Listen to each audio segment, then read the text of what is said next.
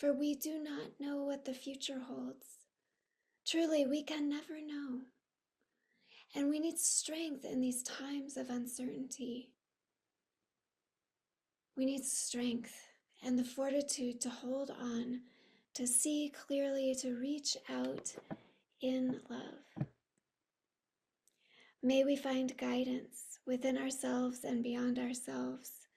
May we be restless for truth when truth is cast aside. May we be seekers of peace as the drumbeats of war grow louder around us. May we hear and sound the alarm for our planet as fires rage and ravage.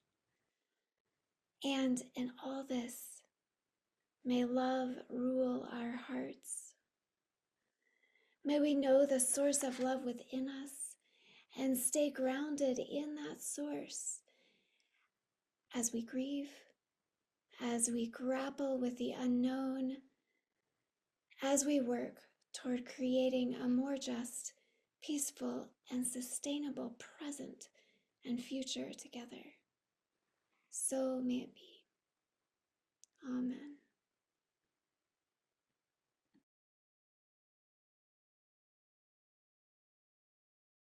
I really appreciate that reading. Thank you. Thank you for that. Yeah, I was actually just talking with someone earlier about that very sort of what's the word? Paradox of embodying love and peace. And I actually prefer the word liberation to justice, because I think justice has been sort of distorted. Like, we have the criminal justice system, which we know doesn't actually produce justice. So I prefer collective liberation, which really, to me, kind of expresses the sentiment of like, no one's free till we're all free. And Martin Luther King said that, and others have said that. And was it Fannie Lou that originally said that? I can't remember, but in any event, no one's free till we're all free. And I think that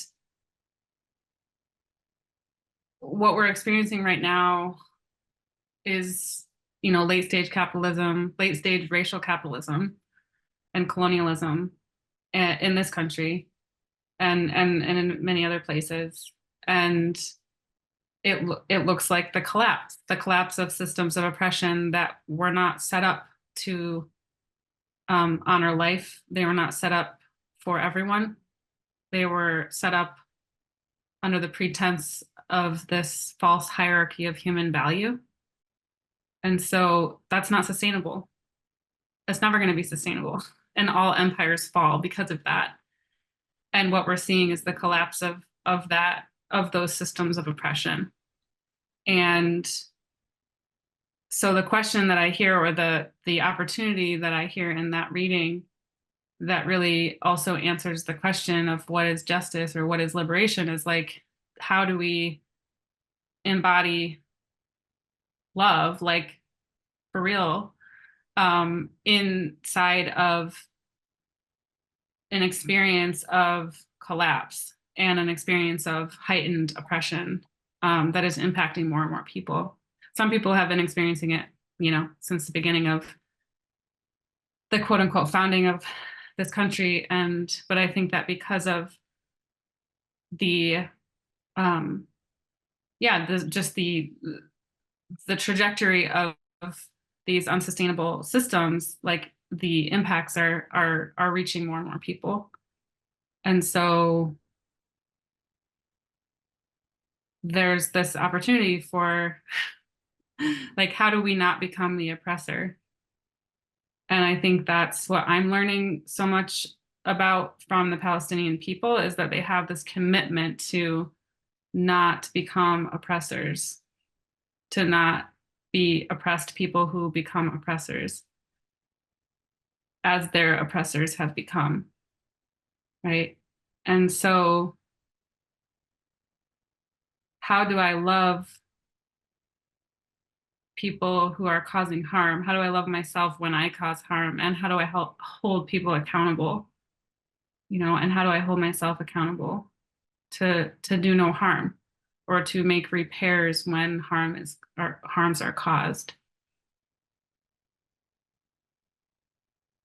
It's transformative justice. That's really what it comes down to, and it's really hard. And I don't know how to do it, but I'm willing to learn. I'll pause there.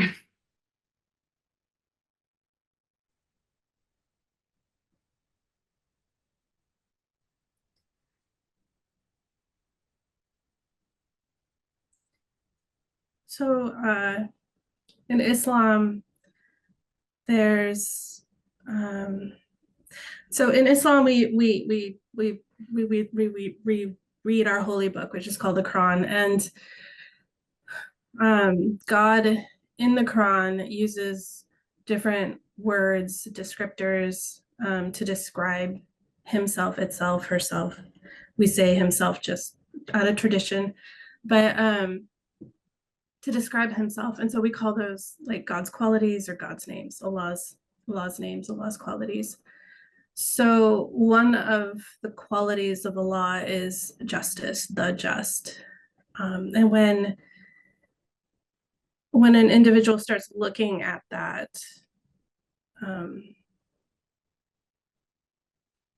it invites us to kind of look for justice in our world, in our life, but also in our world. And because Muslims believe, traditionally Muslims believe that, like we had an existence before coming into this world, we have an existence in this world, and we have multiple existence after this world. So it's not exactly the same as multiple lives, but we have multiple like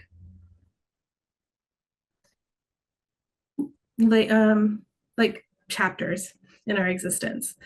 So, and what we're taught, or what we're taught, though not quite in this languaging, is that there is justice, but the justice is over that whole period, because we believe in a judgment day, because we believe that certain things will be in place before moving beyond certain milestones, where we're informed that there is justice ultimately. But to expect justice in one single chapter is not necessarily, that's not what we're taught to expect. So it invites anyone who, like, under the way I understand the world, to see that, when I do see justice in this world or in my life, that it's a reflection of God or the divine. And when I don't see justice, or when I see injustice, it's a reflection of the illusion of absence of divine. And anywhere that there is a misalignment and there is a lack of justice is for me as an individual and as a healer to look and say, hey, there's something out of alignment here. This is something that can shift back into alignment. And when I say an alignment, like alignment with like a higher reality, and an alignment with what I want to be or what my client says they want to be. Because ultimately, in my understanding, we want to be in alignment with the divine. But it's not a realistic expectation to always experience justice, because we're given the gift of free will, and that gift of free will allows us to see where we're out of alignment. So that means that there has to be an allowance for the lack of justice. Otherwise, we can't discover that gap where we're missing. We're like not in alignment somewhere, because there needs to be a way for us to realize we're not in alignment. And that's really painful. Like, it requires the gift of it is, in the spaces where there's lack of justice, there is an opportunity for mercy and compassion and forgiveness and patience. And certainly, it doesn't mean you don't ask for justice. It doesn't mean you don't demand justice. You don't perpetuate injustice. There is also the opportunity to learn or to hone in strength. But there are things that can be expressed or witnessed in injustice. And so, even through the pain, there's an opportunity for witnessing beauty. Well, I'm struck with kind of what you said about the opportunity to learn through the pain of injustice, and that to me feels similar to this, concept of, and this practice of transformative justice, right? Yeah. And I really appreciated what you said. The gift of free will allows for the awareness. I'm paraphrasing, but the gift of free will allows for the awareness of the lack of alignment with the divine. Yeah. Wow, that's so powerful. And it applies to all the different aspects. It's not just justice. Like, the lack of love is an opportunity to see where you're not in alignment.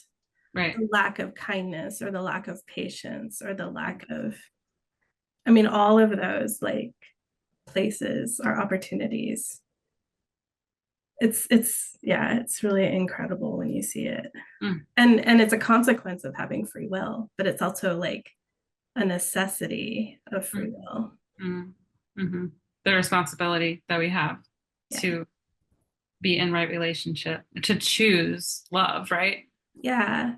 And to be patient with ourselves when we don't choose love, and then later realize we made a mistake. Yeah. Right. And not be retributive or punitive. And if we are, to have grace for that. Right. And like you said, like, engage in repair. Yeah. Because none of us are perfect. We're not built to be perfect. Even in the Quran, if we use my umbrella, like, in the Quran, it says, like, God says, if you were perfect, I'd make a whole nother race that was imperfect. Like, we are supposed to be imperfect. And so if that's, in my world, that's true. And so it's like, okay, we're imperfect. So we are supposed to make mistakes. Like, and that kind of, it's like uncomfortable. Like, oh my God, I could hurt people. I'm a person who can hurt people. And it's like, and you might, and we have forgiveness and compassion and mercy. So we can also forgive each other and be patient with one another.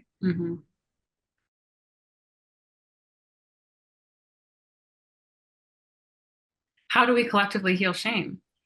Because if shame is not the point, right? Like, the point is not shame. The spiritual point, God doesn't want us to feel shame. And yet so many faith traditions have been misconstrued and distorted to perpetuate shame. And so then that's often what perpetuates the cycle of violence, right? Like Resma Menakem, who wrote My Grandmother's Hands, he talks about how we blow our trauma through onto other people's bodies, and that's like coming from shame, right? To discharge it onto someone else, right? Right. So, I think that's the bigger question that I'm sitting with, is like, how do we collectively stop the cycle of trauma and violence and heal the shame that is behind it? So Brene Brown talks about shame, right? And she says that shame can only exist in the dark. So if we can create safe spaces for people who are ready to dispel shame, then that's like giving them the safe space to be open about what is their shame. So an example is like people who suffer from addiction. It's a really shameful disease or illness. And so there are rooms, support groups, or with a therapist, there are places that if you are struggling with addiction, you can go to, and you can work through the shame, whatever kind of shame it is. But it's that place where I think finding safe spaces is where we can lift or heal from shame. But as a collective, I think making sure that there are spaces where that are safe enough to talk about whatever the source of shame is. Mm-hmm. I think that's what we'd have to do as a collective. Mm-hmm. Mm-hmm. Yeah. Bringing it out of the dark into the light. Yeah. Mm-hmm. Because Yeah. I mean, at least according to Brene Brown's research, Right. she's found that, Yeah. bringing light to it, Mm-hmm. awareness or connection, Mm-hmm. but that's how it dispels shame. Right. And I mean, it sort of reminds me of the internal family systems, like IFS parts work, right? Where it's like when we have a part of us that is in exile, whether it's our inner child parts, or, some other precious part of our system, like that part is just going to get louder and louder and try to get our attention in these different ways if it's continuously being exiled. That's the nature of shadow, is it just is going to become this bigger and bigger monster the more we suppress it. Yeah. So I really appreciate that. And I think I appreciate that we're talking with each other, the three of us, and that we're also sort of, in this conversation with the congregation, because the thing about congregation is it's a community. It's not a one-on-one therapeutic relationship per se, even though there might be that, like with Isabel. But I'm aware that one-on-one healing can only go so far. It's like, how do we collectively, with each other, in relationship, in community, wrestle with these things and bring, like, for example, with Jewish people, like, how do my people like come together and confront this, this lie that, like, the only way we can be safe is if we wipe out another people, like that can't be solved through like one-on-one therapy. I mean, that certainly can be part of it, but it's a collective psyche, that is behind, or that like is operating in this the cycle of violence. So coming back to this idea of transformative justice, or like making repair for harm, I think that because of colonialism and because of white supremacy and patriarchy and these systems of oppression, so many of us have lost, at least those of us who are white body people in this country, we've been stripped of the rituals that offer those spaces for repair and for reflection, And so a lot of people don't, like, when I talk about my work, a lot of people are like, what are you saying? Like, somatic, what is somatic? Like, animist, what is animist, right? Yeah. Some people listening to us right now might be feeling that way, right? Yeah. And so I think that that's important for me, I know, as a practitioner, to be like, what do I mean by that? And how do we like make the connections collectively between where we are now and why and how we got here, right? Mm-hmm. And because how we got here is generations of a lot of resilience, but also a lot of trauma, right? Mm-hmm. Yeah. And how do we co-create rituals that create culture, or create culture that create rituals, either way, however you look at it, mm-hmm. where we can heal together from harm, And I think that what I'm hearing you say about like your tradition is that it's baked in to the sort of the worldview that we are going to make mistakes. Therefore, how do we account for that? Yeah. And I think the difference between that and like more of a dominant culture,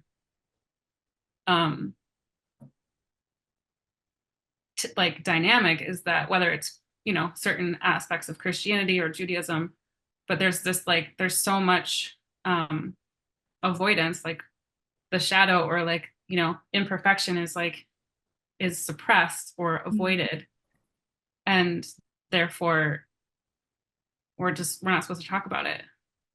And we just lock up the people that are the bad people, right? Instead of being in a circle together around a fire and saying, like, I love you and what you did hurt me. How can we come back into right relationship? Yeah. Right? Yeah. Yeah.